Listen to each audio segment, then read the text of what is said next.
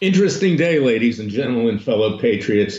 It's Super Thursday, according to Joe Biden. Of course, he doesn't know where he is basically any of the time, but he should know where he is because I brought a lawsuit against him because he and his campaign intervened with YouTube months ago, got all of our videos pulled down from YouTube. I had to threaten him and his lawyer, not coincidentally, Williams and Connolly, the Clintons' lawyers, to put all the YouTubes back up. He didn't like the fact that I said on our radio show on Radio America, and we thank Radio America for allowing me to tell the truth, a great network that I'm on, not just with regard to this podcast, but our weekly show. You can go to radioamerica.com to get that podcast. You can go to freedomwatchusa.org. You can go to iTunes, Spotify, Patreon, nearly everywhere. Pick it up and share it. But I predicted that we would bring a citizens grand jury, which we will, shortly in the next month or so, and hold Biden accountable for the Ukrainian bribery scandal, along with his half-wit son, Hunter Biden. So for that, the campaign intervened and got all of our YouTubes pulled down. Well, he's now in a court of law in Palm Beach, Florida. We will be noticing up his deposition. We will be proceeding, and we will hold him accountable. We also have brought lawsuits against little Petey Buttigieg and also Elizabeth Warren. Of course, little Petey, he withdrew from the race yesterday, a real whore, as I might say. You know, my book, Whores, Why and How I Came to Fight the Establishment. Now he's a great friend of Joe Biden, hoping that Biden will nominate him as vice president if he wins the Democratic primary for the 2020 presidential election. Of course, the same thing for little Amy Klobuchar. She wants to be the female vice president of Biden. They're all whores. I mean, that's the bottom line. My book is relevant today as it was when I wrote it back in 2004 to 2009. In fact, maybe I need to do a sequel. The whores are back.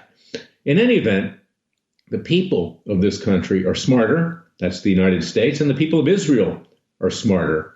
And no way these people are going to win any election. I'm not endorsing anyone. I don't do that as the head of Freedom Watch. I do it personally in a few occasions, with regard to Sheriff Joe Arpaio, who's running for sheriff again in Arizona, and also Chief Justice Roy Moore, who's running for Senate against that worthless human being by the name of Jeff Sessions, who's also running for Senate because he has no place else to go. He's never had a real job in the private sector, so I guess he needs employment with his friends in Washington, D.C. But it's interesting what's going on right now. You look at Israel. They had an election yesterday. I'm not a big fan of Prime Minister Netanyahu, even though he grew up in Philadelphia, my birthplace. And even though he has an American accent, he's been far too weak. I was hoping that they would get somebody stronger in as prime minister. It wasn't going to be Benny Gantz. Benny Gantz is a pretty weak individual in his own right, even though he was the head of the Israeli Defense Forces. But Netanyahu has allowed the power of Iran to grow over the last decades. Hamas, Hezbollah, their proxies. But he's best of the worst over there in Italy. And of course, you know, he was set up politically. He was indicted for alleged crimes dealing with his wife, bringing in a caterer to the prime ministerial mansion. If you don't have a mansion in Israel, they don't have that kind of resource. But in any event, we'll call it that. And also for seeking to exert influence on the media to write favorable stories. Now, what politicians in this country doesn't do that? But he was indicted because the leftist minister of finance in Israel is opposed to him politically, but the people of Israel now are pushing back, and his party, the Likud party, is actually gaining seats. I don't know if they'll have enough to form a government, but you can see the reaction. And you can see what happened to Boris Johnson in Great Britain. He gained popularity over the last months and was able to push through Brexit. Europe, like the United States, is going through a right-wing reactionary period. They've had it with the leftists. Europe has not just been invaded with Muslims from the Middle East, which are bringing a lot of terror to Europe. Not just terror, but, you know, wholesale raping of women and all kinds of other things. Not all Muslims are bad people. I'm not saying that. But these are people that came from Syria. There's a large number of them who are terrorist related. There's a large number of them who, in their culture, believe that women are so inferior you can do what you want with them. You can rape them, you can assault them, you can do whatever you want.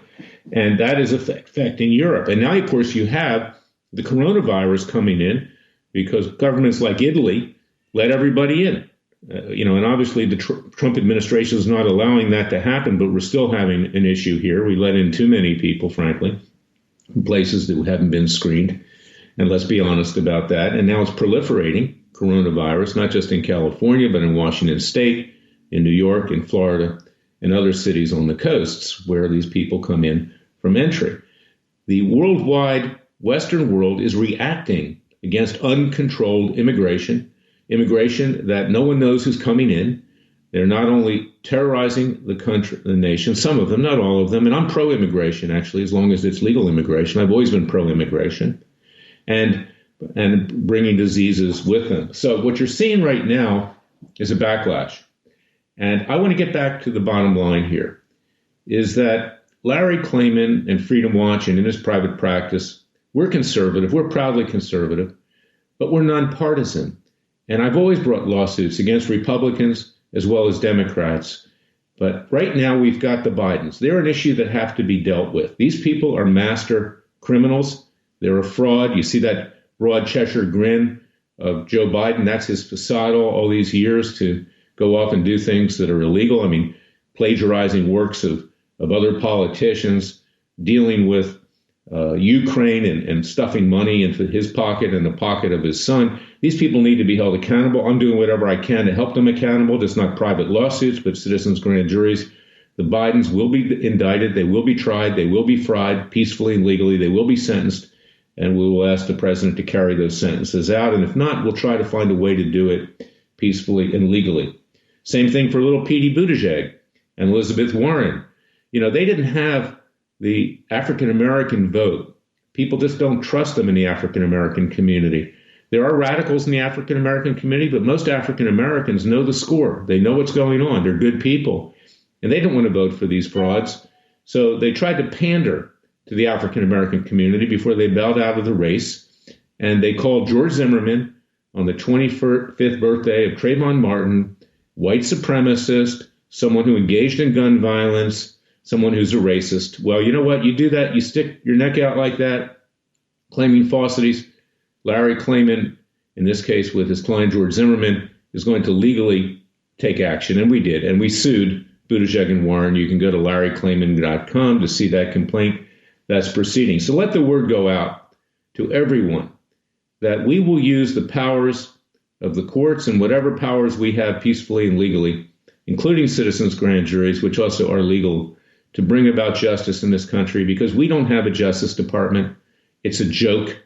It simply does not exist. And in the courts, even, some of the good judges like Judge Royce Lamberth, they're so hesitant to do anything at the right period of time. Going back, I'm thankful to Judge Lamberth for what he did during the Clinton years, allowing me to depose the White House, et cetera. But he had the ability to put Hillary Clinton away at that time behind bars. And he didn't when George W. Bush got elected. Judges from Texas, I guess he felt that he had completed his mission to some extent. But now we have him ordering the deposition of Hillary Clinton for Judicial Watch in a Freedom of Information Act case. You know what? It's too little too late. No one cares about Hillary Clinton anymore. No one cares what she did. I've brought lawsuits. We could have used the information. We've sought that deposition as well. And instead, he dismisses a suit that I brought for Sheriff Joe Arpaio, claiming we didn't plead malice with a great specificity. Sheriff Arpaio, who was a convicted felon. Well, that case is now back in front of Lamberth. I hope he rethinks it. But these judges, and Lamberth is the best that's out there, they themselves play politics. And although Lamberth is someone who should remain on the bench and who I thank for what he's done, I don't talk to him about cases that I have, but I consider him a friend. He's not been bold enough either. And we need to have judges on our bench that'll do the job, that'll take these politicians out legally. Because without the protections of the judiciary, these politicians and others in our society run rampant. They run wild. And that's why you have a Freedom Watch. And that's why go to freedomwatchusa.org, support our cause, contribute to what we're doing, support our legal defense funds, the Cliven Legal Defense Fund.org, which is a private defense fund, which I'm representing Cliven in some cases in my private capacity. The Corsi Legal Defense Fund.com. It's Biden. And you need to really rise up. The American people need to do it for themselves. We cannot rely on government. We do not have a government that represents us. The president does, but no one even in his own administration backs him up, except for a few people. So that's my message for today. Get up off the couch. Put the popcorn down. Put the Diet Coke or beer, whatever you're drinking, down. Join Freedom Watch's Justice League. Go to freedomwatchusa.org. Play a role in a peaceful and legal revolution before we lose our country. Because you know what? The horrors are back, and they're back stronger than ever. Share this podcast at radioamerica.com, at freedomwatchusa.org. You can find it on Spotify, iTunes, Patreon, Facebook, everywhere, YouTube. Share it, get the word out, and play a role in saving our country. Thank you for listening to me. God bless you. God bless your family. God bless America, and God save America. And I'll be back tomorrow with another special podcast.